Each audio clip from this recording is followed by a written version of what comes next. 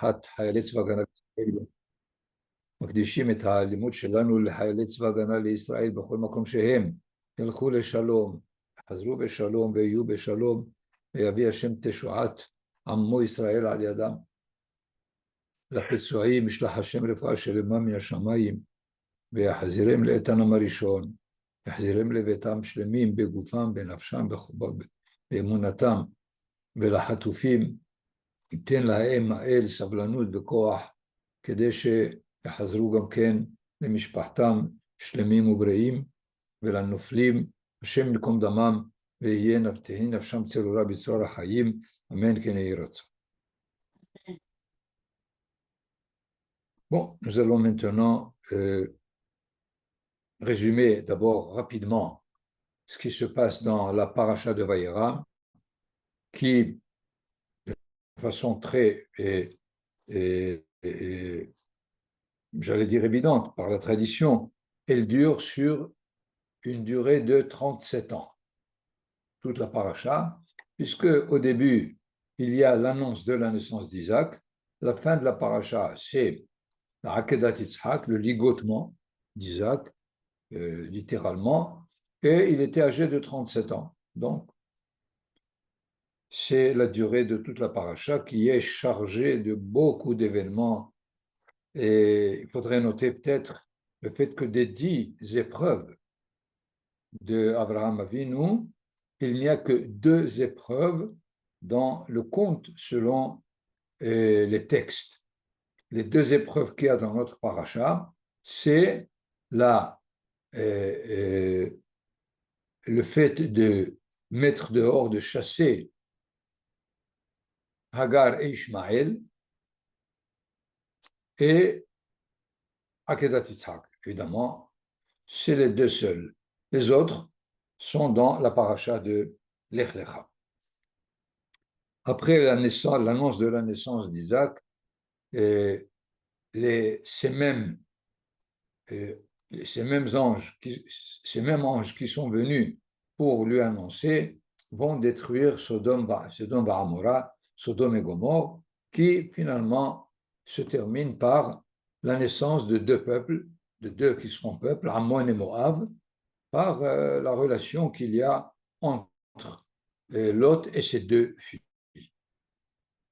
Après ceci, et la Torah nous raconte le séjour d'Avraham Avinu chez les Pélishtim, chez les Philistins, et par la suite aussi le rapt, si on peut dire, de Sarah Imenu par Avimelech, le roi des Pélishtim. Immédiatement, la naissance d'Isaac et le renvoi de Ishmaël et de Hagar. Encore de rappeler un pacte que Avraham Avinu fait avec Avimelech, le roi de Pélishtim, et finalement la Akedat Yitzhak. C'est la suite, si on peut dire, des événements tant qu'ils sont chronologiques. Effectivement, il faut rappeler, selon Rashi, que Avraham Avinu a séjourné chez les Pélishtim 26 ans.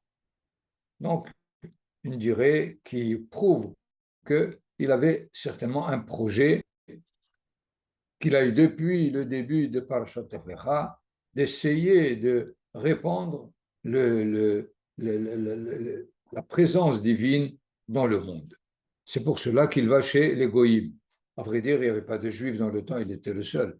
Donc il ne pouvait pas aller chez les Juifs, mais il pouvait se mettre quelque part à Be'er-Sheva définitivement et s'installer ou bien à Hebron.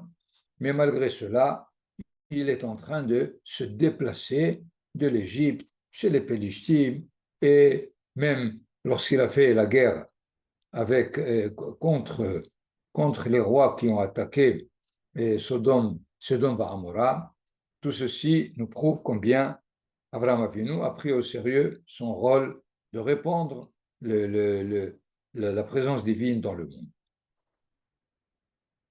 J'ajouterai juste une remarque. Quel est finalement le but de l'épreuve? Pourquoi Avraham Avinu a inauguré, si on peut dire, selon la Mishnah, Asara nisyonot nitnasa Avraham Avinu ve'amad bekulam. 10 épreuves, Avraham Avinu a traversé et il en a tenu bien solidement. Avraham Avinu, c'est pour nous montrer combien Avraham Avinu chérissait les épreuves, si on peut dire. Et dans ce sens, il faut bien comprendre que pour nous, et sans être Avraham Avinu, nous avons aussi des difficultés dans la vie qui s'appellent des épreuves.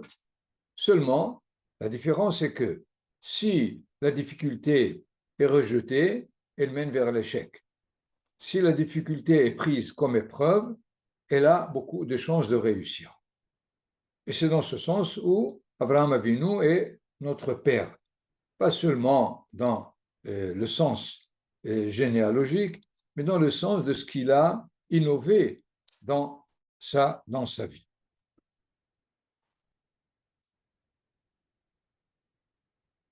Nous avons à réfléchir sur ce qui s'est passé déjà dans la paracha précédente entre Sarah et sa servante Hagar, et dans notre paracha, ça se poursuit après la naissance d'Ishmaël, puisque Sarah Imenu va donner comme ordre de répudier Hagar et son fils. Je voudrais là, si vous voulez, prenez des livres, prenez le Chumash. C'est assez intéressant de voir dans la traduction une sorte d'interprétation personnelle qui ne met pas en relief ce que la Torah nous dit en Lashon HaKodesh. Donc, Sarah, épouse d'Abraham, ne lui avait pas donné d'enfant. Elle avait une esclave égyptienne nommée Hagar. Les Midrashim nous dit que c'est la fille de Paro quand Avraham Avinu est descendu en Égypte et qu'il a voulu prendre comme femme Sarah, mais évidemment ça n'a pas marché, étant donné qu'il s'est rendu compte qu'il a devant lui deux personnages de grande envergure. Il leur a donné comme cadeau sa fille et elle était donc une esclave. Sarah dit à Abraham, hélas, l'Éternel m'a refusé l'enfantement, approche-toi donc de mon esclave, peut-être par elle aurais-je un enfant. Abraham obéit à la voix de Sarai. Il est nécessaire de savoir pourquoi est-ce que Sarah fait ces démarches. Et voilà qu'Abraham Avinu aussi consent.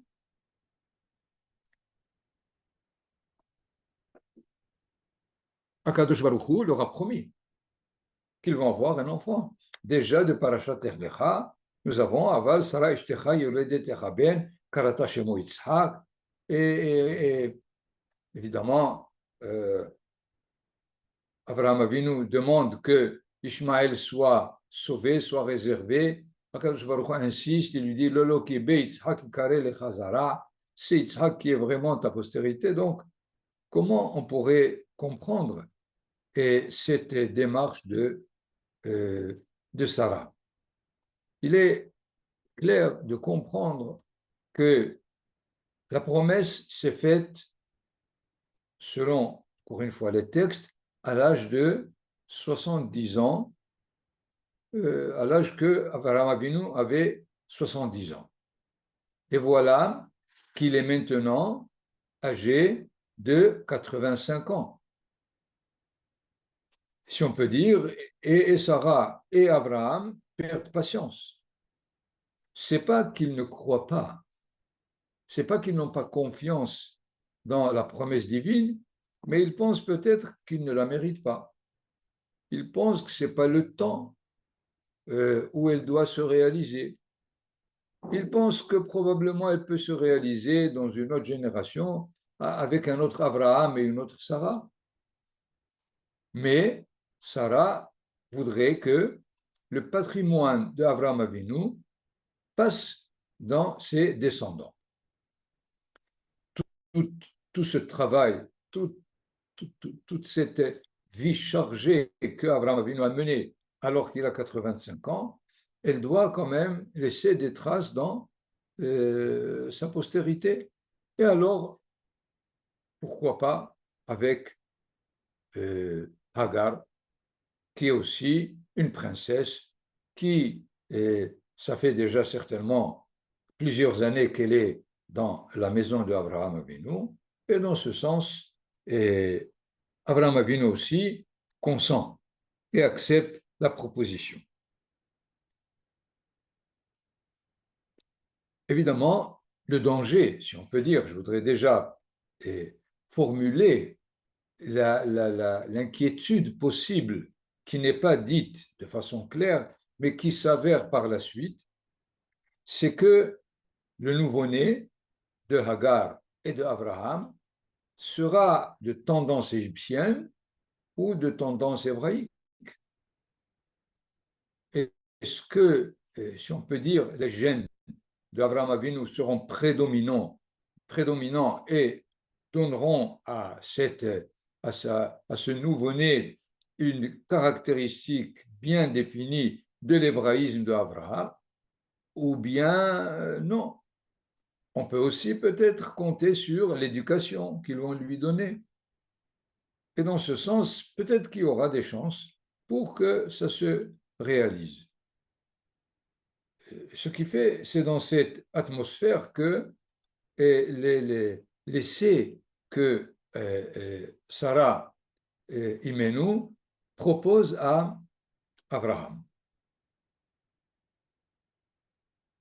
Donc, Sarah épouse Abraham, prit Agar l'Égyptienne, son esclave. Vous voyez, ça fait la troisième fois qu'elle dit le mot esclave. Quel est le mot esclave dans la paracha?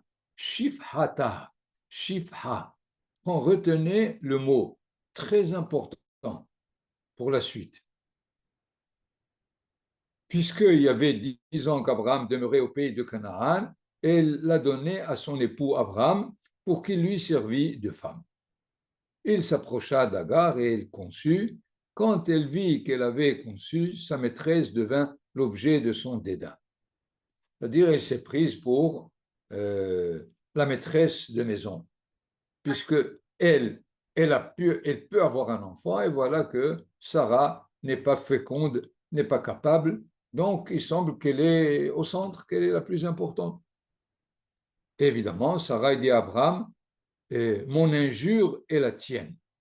C'est-à-dire, c'est dans les termes Hamasi Alecha. Moi, je te tiens, je te rends responsable de ce que cette situation tourne contre moi. J'ai placé mon esclave, Natati Shifhati, dans tes bras. Or, elle a vu qu'elle avait conçu et je suis,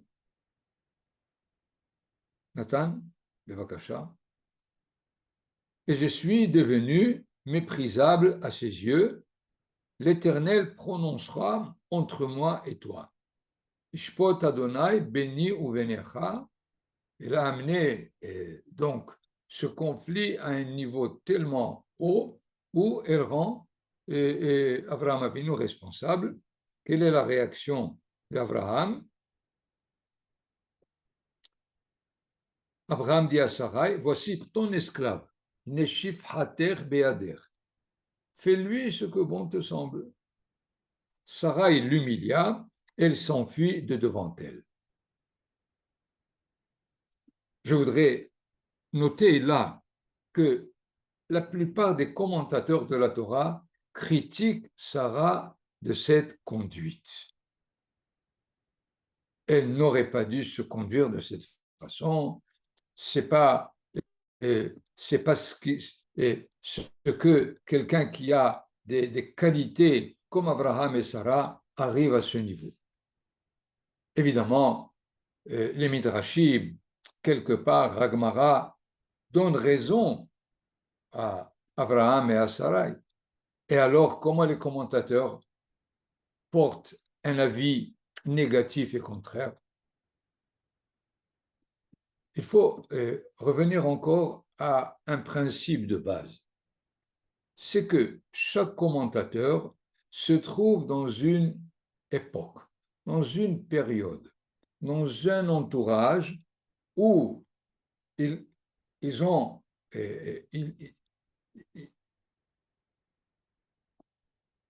ils pensent que la lecture de la Torah par l'homme du peuple arrive à des conclusions qui ne sont pas correctes, puisque Abraham et Sarah se sont conduits avec l'esclave, la servante de cette façon, eh bien, nous, on ne sera pas plus que, nous aussi, nous allons nous conduire de cette façon.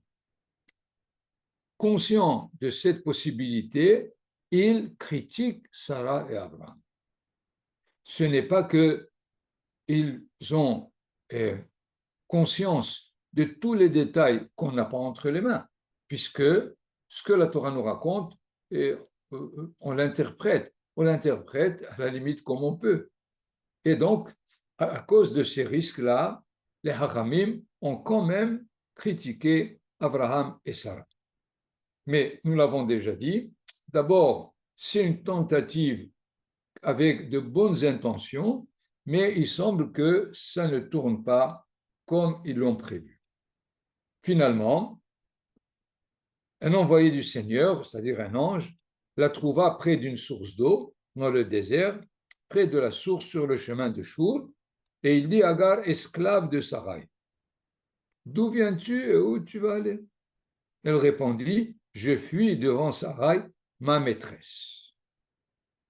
C'est-à-dire, elle s'est rendue compte un peu trop tard que Sarai, c'est ma maîtresse. Et alors,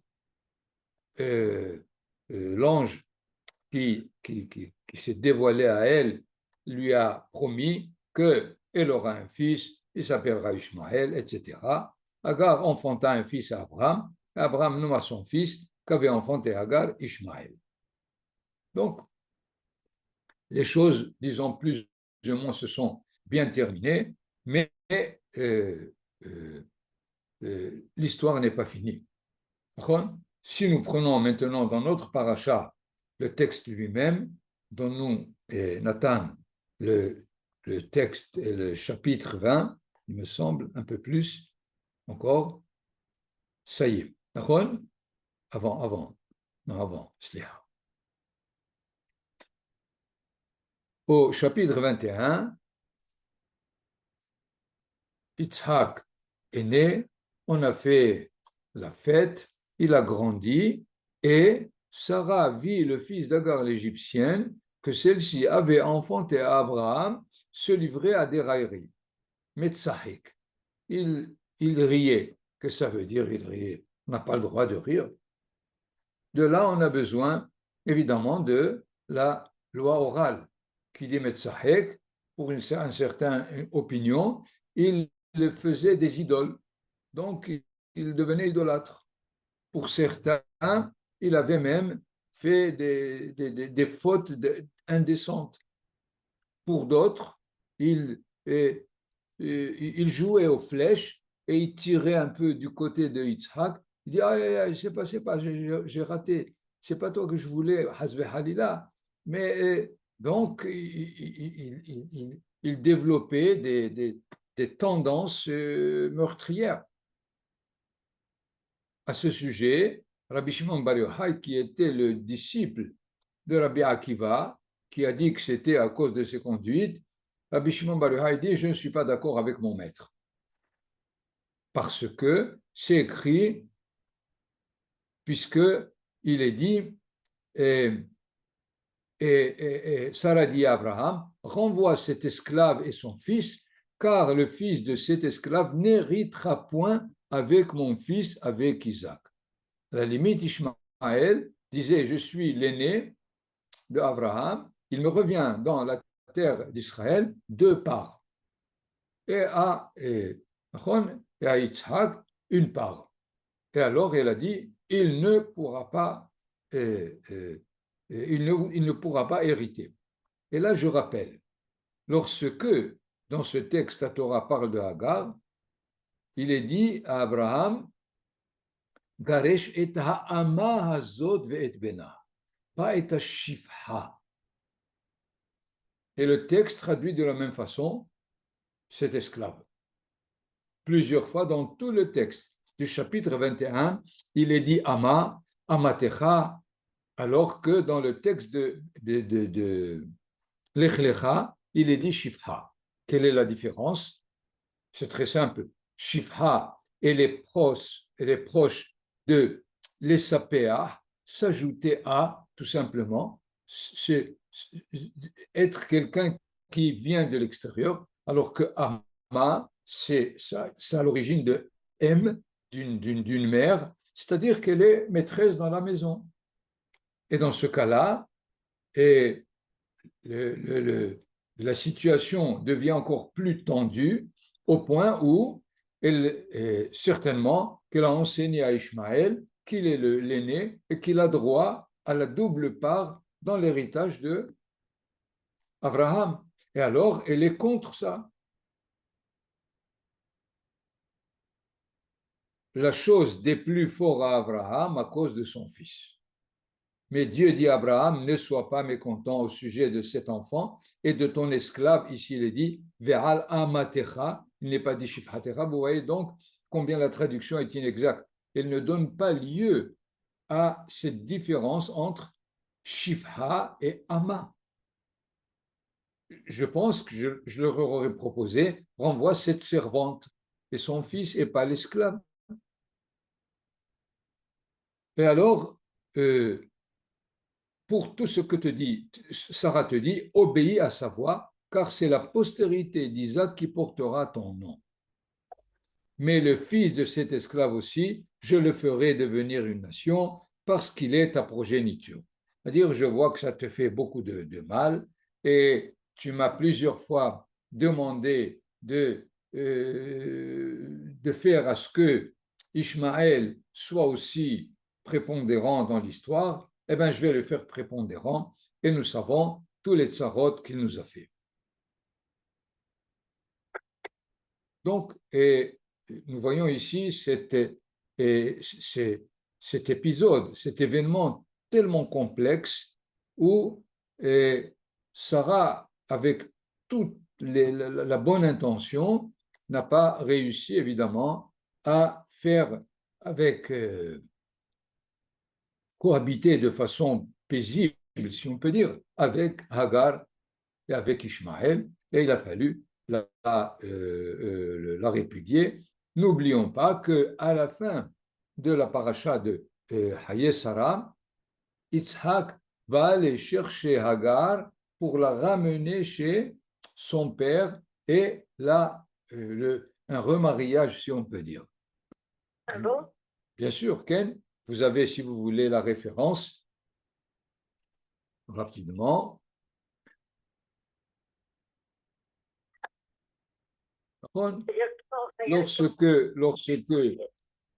Lorsque Rivka est arrivée et Yitzhak l'a pris comme femme, il a dit, puisque Sarah est morte, il a dit, mon père ne va pas rester sans être marié. Moi, j'ai ma femme, et il a donc eu souci de son père. Yosef Abraham, Isha Ushma Ketura. Ici, elle est appelée Ketura et pas Hagar, mais il est évident que tous les textes rapportent donc le mot Ketura Hagar, donc elle est revenue. Ishmaël aussi est revenu à la maison, puisqu'il va être avec Yitzhak dans l'enterrement d'Abraham Avinu, en donnant la priorité à Yitzhak, Yitzhak ve'Ishmaël banav. Comme si Ishmaël aussi a fait tchouva, il a reconnu le droit à Yitzhak. Finalement, nous voyons les efforts que les grands d'Israël font toujours pour corriger ce qu'il y a dans l'histoire et de ne pas le laisser inachevé.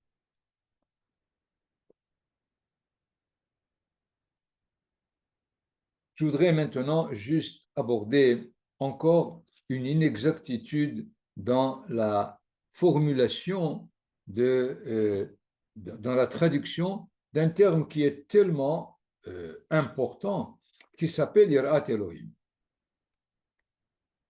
Dans le chapitre 20, nous avons le séjour de Avraham Avinu chez les Pélishtim avec Avimelech, évidemment, comme il l'a fait chez Pharaon et en Égypte, il a dit que sa femme est sa sœur. Alors, évidemment, Abimelech l'a prise comme femme. Mais le texte nous rapporte qu'il n'a pas osé, à la limite, la marier. Probablement, étant conscient de ce qui s'est passé avec Paro, il a dit avec ces gens, il faut aller lentement. Il vaut mieux pas.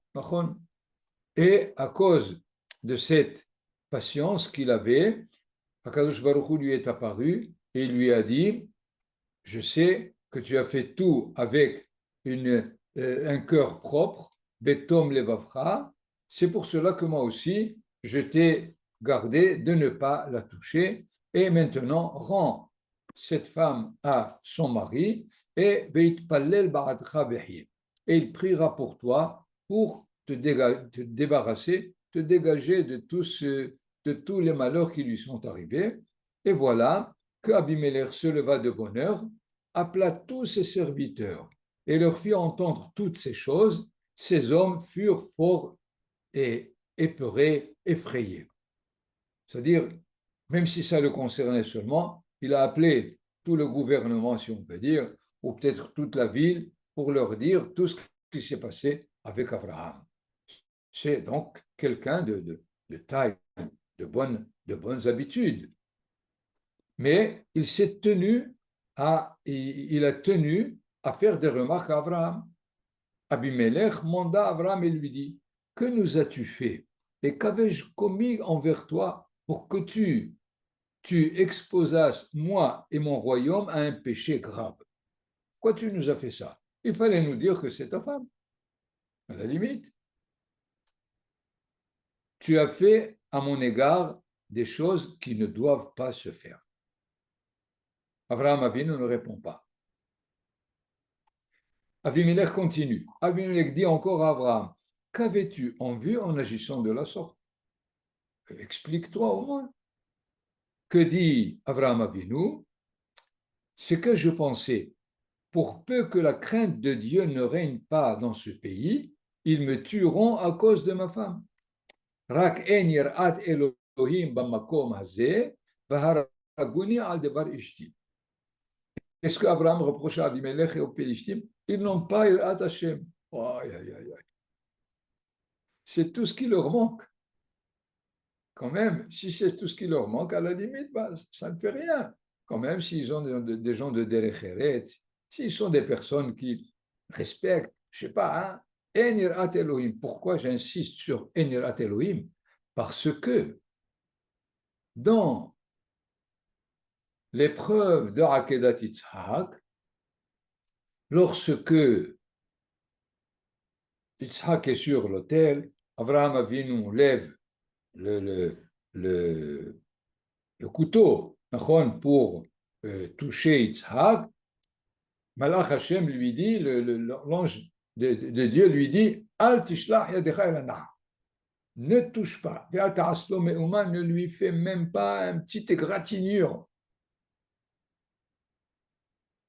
Et il continue, il lui dit, Ata yadati kire Elohim ata. Donne-nous le texte. Et dans le chapitre 22 qui est de la Chon, mais un envoyé du Seigneur l'appela du haut du ciel en disant, Abraham, Abraham. Il répondit, me voici, Hineni.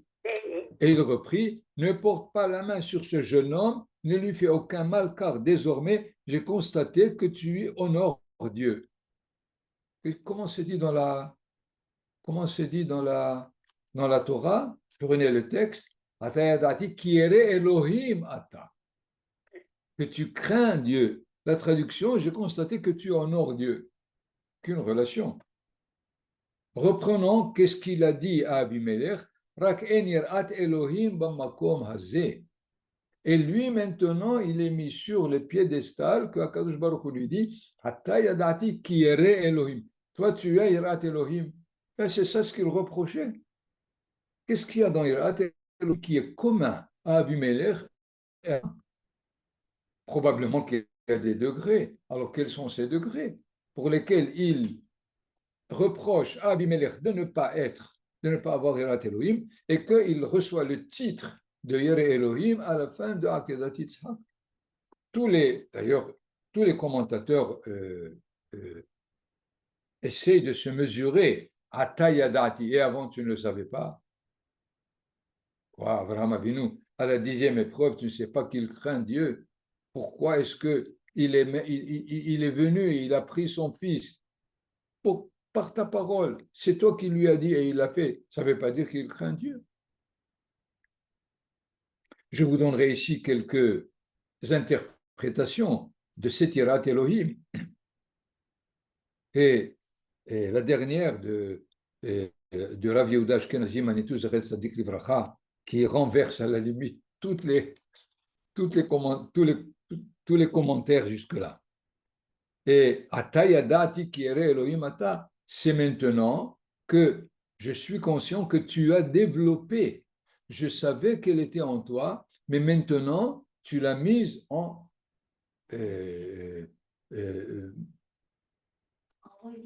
tu l'as mis en relief, tu l'as réalisé. C'est ça une interprétation possible. Deuxième, Atayadati, un commentaire dit Yidati. Maintenant, je fais connaître aux autres que tu es Yere Elohim.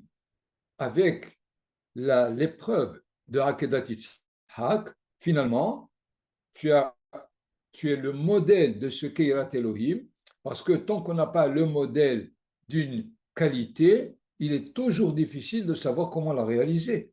Il n'y a aucun doute. Il faut être modeste. Alors, qu'est-ce qu'on fait pour être modeste? On peut lire tous les textes, on ne sait pas qu'est-ce qu'il faut être pour être humble. Si on voit quelqu'un qui est humble et qui se conduit de cette façon, alors on a finalement un modèle, un exemple. C'est de cette façon que ce deuxième commentaire dit Atayadati, maintenant tu fais savoir au monde entier quel est le modèle de Yirat Elohim.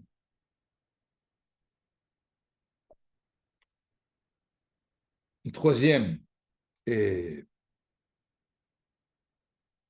troisième commentaire basé sur le principe Hakol bidei shamayim chutz mirat shamayim.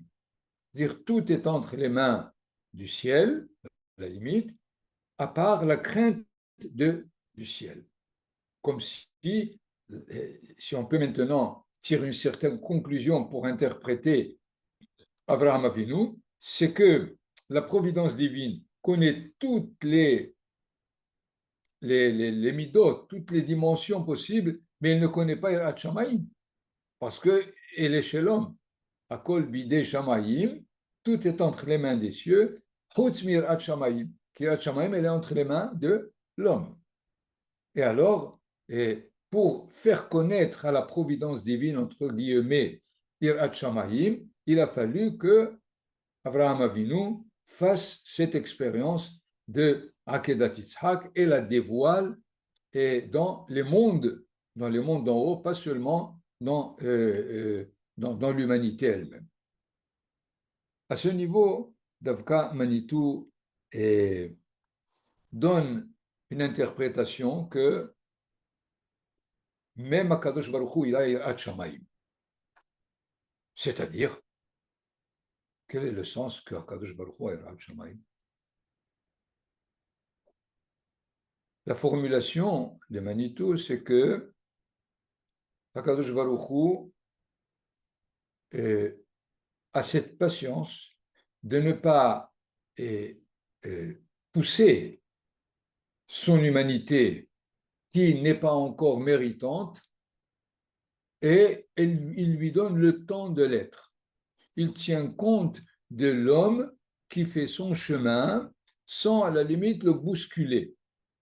Dans la terminologie de la Kabbale, c'est ce qu'on appelle massach, un écran. La Kabbale le prend de la création du deuxième jour. Yehirakia betochamayim, qu'il y ait, on traduit un firmament dans l'eau, viavdil ben mayim, ben hamayim asher me'al arakia, ou ben hamayim asher mitahat l'arakia. Entre les eaux qui sont au-dessus de ce firmament et les eaux qui sont en dessous. Bien sûr, Vayavdil ben maïm la maïm, pourquoi dire les eaux qui sont au-dessus et les eaux qui sont, bien sûr qu'il y a deux sortes. Manitou dit que la séparation des mondes d'en bas vers le monde d'en haut, et pas des mondes d'en haut vers le monde d'en bas. C'est-à-dire, cette toile ou ce voile a pour but que les mondes d'en haut n'essayent pas on va dire, les hâtifs, de faire à ce que la patience divine ne soit pas suffisante pour donner à l'humanité la capacité de cheminer jusqu'à ce qu'elle mérite. C'est ça, Yirat Shamayim. Dieu craint de bousculer l'humanité. Et dans ce sens, Yirat Shamayim que l'homme doit avoir, c'est de tenir compte du rythme du chemin de l'autre aussi. Et de ne pas décider d'une morale qui ne considère pas l'autre. Et alors, on peut maintenant voir le Yirat Elohim dans les deux sens.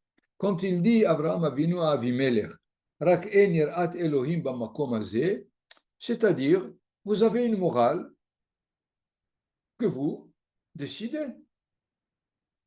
Mais l'autre, il est sans aucune importance. Pourquoi?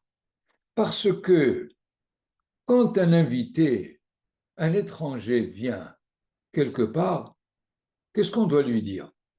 Où est-ce que tu vas loger? Où est-ce que tu vas manger? On lui dit, dis-moi, celle-là, c'est ta soeur ou ta femme? Qu'est-ce que c'est que cette façon de recevoir l'étranger? Plus encore, une morale qui est aujourd'hui l'inverse de ce qu'on vit, puisque quel était le problème chez Paro et chez Avimelech? C'est que si c'est une femme, si c'est sa femme, ils ne peuvent pas avoir la femme de l'autre. C'est une avéra. Alors qu'est-ce qu'on fait? On le tue pour qu'elle devienne libre pour la prendre. C'est-à-dire, l'inceste était pour eux beaucoup plus grave que le meurtre. Comme nous savons aujourd'hui, c'est l'inverse. Aujourd'hui, le meurtre, c'est aberrant, c'est un truc. Mais de prendre la femme des autres, c'est, ben, qu'est-ce que tu veux? Il n'a pas pu se retenir, etc., etc. Donc, c'est ce qu'on appelle la morale relative. C'est-à-dire, Enirat Elohim, tu n'as pas la considération de l'autre dans la morale que tu veux mener. S'il n'y a pas cette considération de réciprocité de l'autre, Enirat Elohim. Et c'est ce que Abraham Avinu réalise, puisque même s'il a reçu l'ordre de ligoter Yitzhak et de le monter, il avait encore la crainte de, de, de,